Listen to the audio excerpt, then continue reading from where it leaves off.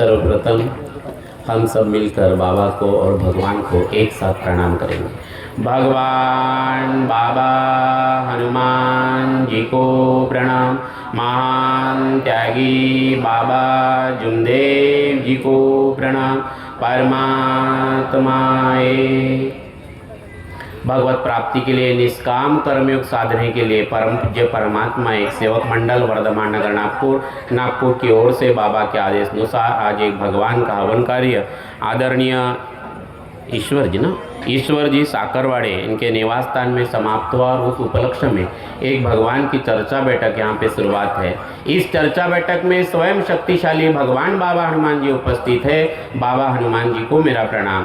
उसी प्रकार हम सबके सद्गुरु मानव धर्म के संस्थापक महान त्यागी बाबा जुमदेव जी उपस्थित है। बाबा जुमदेव जी को मेरा प्रणाम। उसी प्रकार हम सबकी मातोश्री आई वाराणसी उपस्थित है। आई वाराणसी को मेरा प्रणाम। उसी प्रकार मंच पे उपस्थित आज के चर्चा बैठक के अध्यक्ष महोदय आदरणीय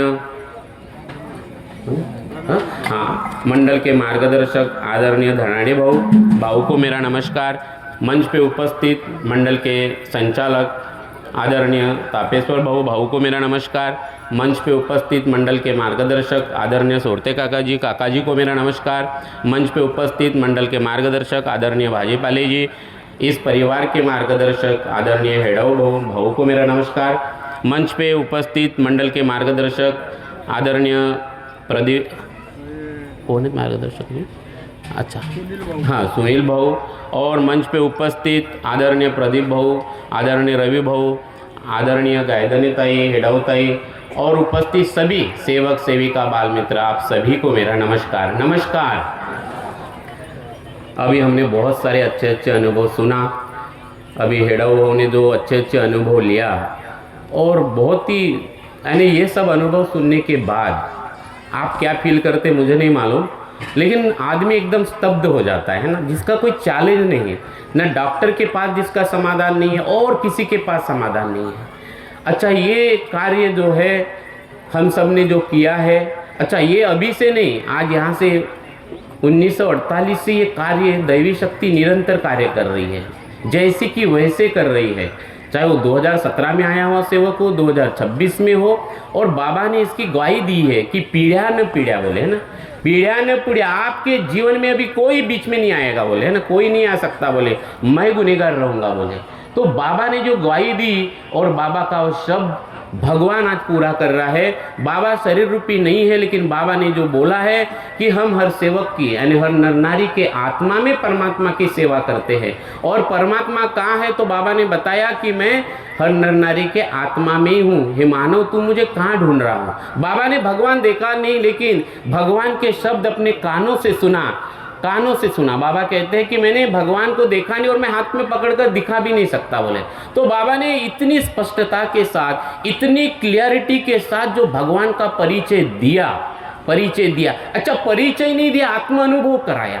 ये बड़ा अद्भुत है। आप जितने भी अनुभव सुनो, अभी कैंसर का हमने अनुभव सुना, अभी वो एक सेवक दादा ने वो किडनी का, उनके दामाद का अनुभव बताया, किडनी वाला है ना।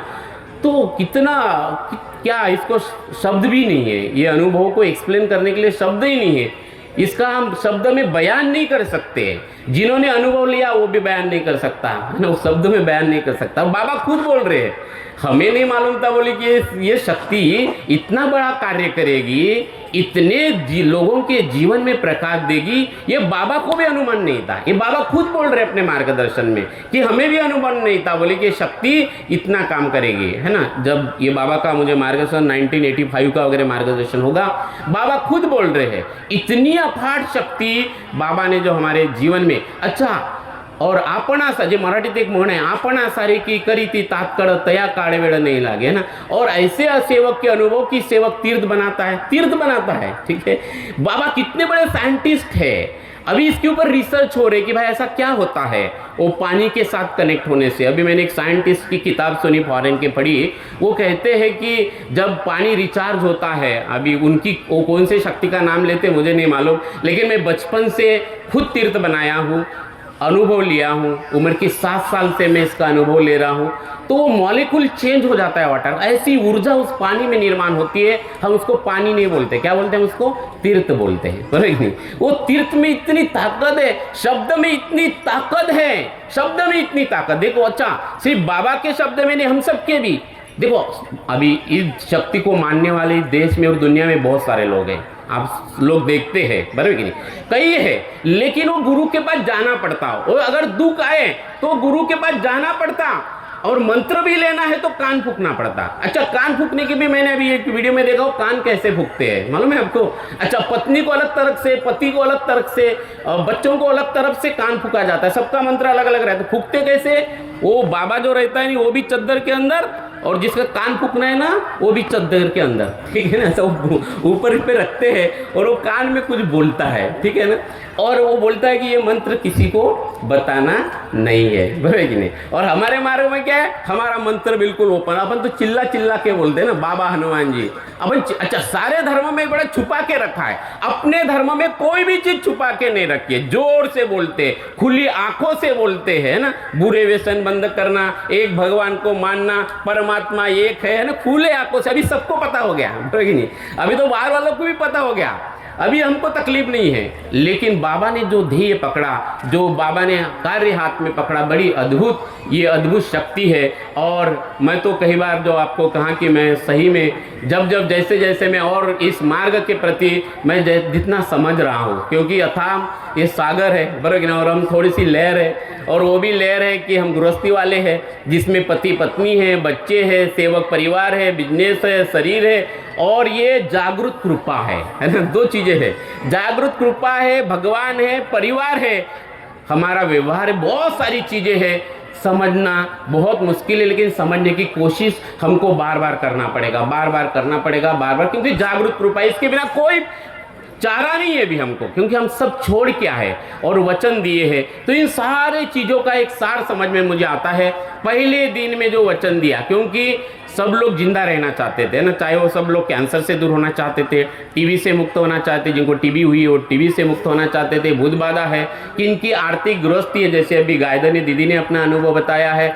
तो चाहे वो फिजिकल हो, यानी शारीरिक हो, मानसिक हो, बौद्धिक तकलीफ हो, कोई आध्यात्मिक तकलीफ हो, यानी भूत बाधा सब लगा, कोई भी हो, ये सबको, ये जितने भी मार्ग में है, ये दुखी पीड़ित लोग, और इनकी सबकी इच्छा थी कि अभी हमने जिंदा रहना चाहिए, बराबर कि नहीं? और यही जिंदापन को इसी भाव के पास में, वो मार्गदर्शक के पास में गए, बाबा के पास में गए, लेकिन हमने जो वचन दिया है वो जिंदा रहने का वचन नहीं दिया है। दिया है क्या किसी ने?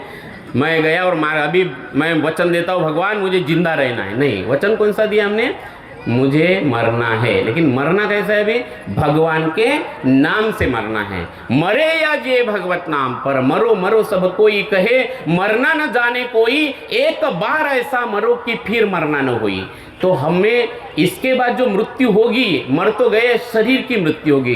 बाबा जिसको नासीवंत कहते हैं, ये शरीर बोले नासीवंत है, हम भी दुनिया एक बार छोड़ के जाएंगे, बोले कोई 50 साल में जाएगा, बोले कोई 100 साल में जाएगा, कोई 10 साल में जाएगा, सब लोग ये शरीर छोड़ के जाएंगे, लेकिन जाना कहाँ है?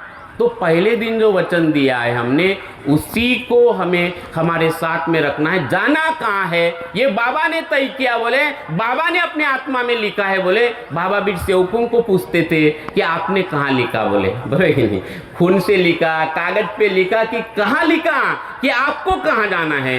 तो इस प्रकार से ये अद्भुत शक्ति है। और पूरी प्रसाद, जैसे वो अपने गायधनी दीदी ने कहा कि ये जो कृपा है बाबा ने अपने पास नहीं रखा, पूरी की पूरी हिस्सेदारी। और संसार का कोई भी महात्मा वो चाहता है कि गर्दी मेरे पास हो, और बाबा कहते मी कंसासारखा भाजून गेलो म्हणे, है की नहीं? घरी पाहिला तर गर्दी, बाहर गर्दी, और पूरी जान की बाजी लगा दिया, बोले सेवकों के लिए, कि औरों को समाधान मिलना चाहिए, सब सेवक भगवान के प्रति जागरूक होना चाहिए, इसके लिए हमने जान की बाजी लगा दिया। और बाकी सब लोग अपने पास गर्दी होना चाहिए करके एडवर्टाइज करते हैं, बड़े बड़े वो ये लगाते हैं। आपने देखा, नेता से लेकर सब लोग आपने बड़े बड़े कटआउट लगाते हैं, बराबर ही नहीं? बाबा ने कभी ऐसा नहीं किया। और बाबा ने क्या किया कि जो मेरे पास है वो मार्गदर्शक को बताया, वही शब्द मार्गदर्शक सेवक को देता है। दुखी कष्ट, और एक एक मार्गदर्शक के बाद इतने सारे सेवक, और वो सेवक का भी वही अनुभव फिर, है ना। और इस प्रकार से बाबा कहते कि हम दुख को समझे, मार्गदर्शक दुख को समझे, सेवक दुख को समझे, और ये दुख क्या है यानी शैतान क्या है और भगवान क्या है, इसका ही हमने संशोधन किया बोले। तो आपने देखा होगा संसार में और कई साधु संत महात्मा हैं, वो अपने आजू बाजू में आज भी गर्दी लगाते हैं। नागपुर में कई लोग आते तो आपने देखा बड़े बड़े कटआउट रहते हैं, और वो गए तो शक्ति चली गई, बरोबर कि नहीं। आज बाबा नहीं है, शरीर में शरीर रूपी नहीं है, लेकिन वो हर आत्मा में है, और आज भी वो अपार दैवी शक्ति कार्य कर रही है। बाबा ने कभी नहीं कहा मेरे घर में गर्दी करो, बाबा ने कहा कि आपका भगवान आपके पास में है, ये समझो। बाबा ने जो हमें भगवान का परिचय दिया है, तो ये तत्व शब्द नियम का है ना, इस सारे चीज़ों का सार एक ही है। आपको और मुझे एक ही काम करना है, सब लोग यही बताते हैं, हमारे बच्चों को भी यही काम करना है। बूढ़ा होगा, जवान होगा, काम वाला होगा, कोई भी होगा, इस मार्ग का सेवक चाहे नेता बने चाहे कामगार बने, कोई भी हो, एक ही काम करना है, तत्व शब्द नियम के आईने को बार बार देखना है, बार बार देखना है, और यही कार्य हमें मरते दम तक करना है, और यही सेवक बनने की प्रोसेस है। बाबा का सेवक, भगवान का सेवक मुझे और आपको यही करना है, बार बार करना है, निरंतर करना है, रोज करना है। और बाबा इसको कहते एक लक्ष्य, एक चित्त, एक भगवान। तो आप देखेंगे फिर बाबा का ऐसा सेवक जब वो तीर्थ बनाता है, फिर तीर्थ काम करेगा, शब्द बोलेगा, शब्द काम करेगा। जैसे वो सेवक दादा ने बोला कि 8वीं यानी मेरा बच्चा 8वीं में जाएगा, यानी मुझे जीवन दान कब तक दे बाबा, मेरा बच्चा 8वीं तक जाएगा तब तक। वो भूल गया, इंसान भूल जाता है, लेकिन शक्ति 24 घंटे काम कर रही है, वो शब्द पकड़ती है। मेरा भी बचपन से अनुभव है, हमने तो सारी जगह पे इसका उपयोग करके देखा, बहुत उपयोग करके देखा।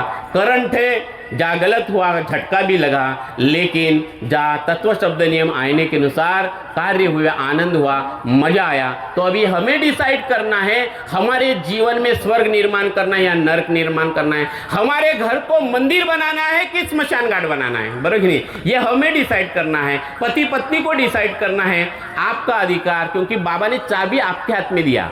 ये हेलीकॉप्टर, एरोप्लेन, जो कुछ भी चलाना है, इसकी चाबी आपके पास में दिया। अभी आपको इसको सीधा चलाना है, आड़ा टेढ़ा चलाना है, एक्सीडेंट करना है, कि अंतिम समय तक इसको बाबा तक पहुंचाना है। क्योंकि बाबा कहते हैं कि अंतिम समय बारी है बोले, है ना। तुम आड़ी चलाओगे तो भी ये तत्व शब्द नियम रूपी गाड़ी जो बाबा ने दी हमें, इसको आड़ा टेढ़ा भी चलाओगे, इसको छोड़कर भी अगर चलाओगे तो अंतिम समय घाट है बोले। किसके साथ? बाबा के साथ, है ना। मेरे साथ बाबा की याद आएंगी बोले अंतिम समय।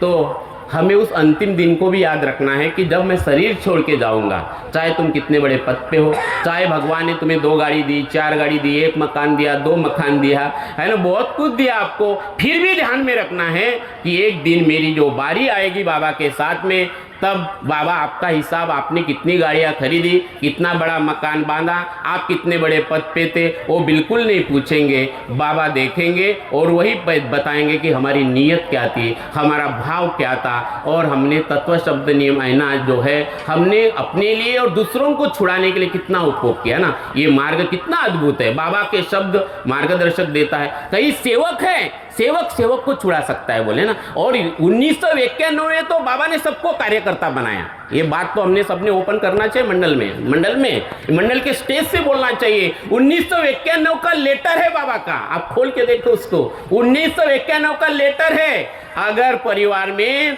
किसी को अगर दुख आते हैं, है ना, पत्नी को दुख आता है तो पति कार्य दे सकता है, पत्नी पति को दुख आए, सब लोग इकट्ठा बैठे, अपने गलती सामने लाए, और पति पत्नी को कार्य दे सकती है, पत्नी पति को दे सकती है, माँ अपने बच्चों को कार्य दे सकती है।